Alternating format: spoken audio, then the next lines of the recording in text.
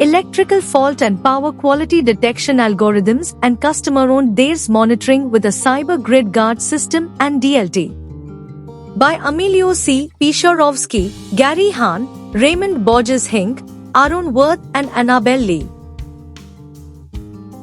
In this study, the electrical fault and power quality detection algorithms and customer-owned DARES monitoring use cases were implemented with a cyber grid guard system and DLT.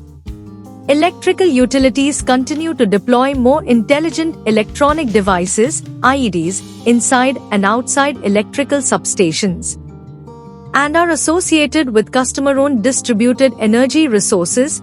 Data from these IEDs, such as power meters and protection relays, must be kept confidential and of high integrity.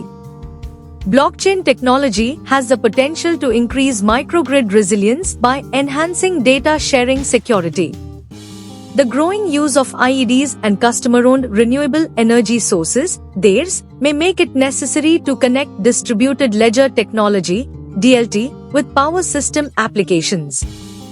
We implemented the electrical faulted phase detection and power quality monitoring algorithms with a cyber grid guard, CGG, system using DLT.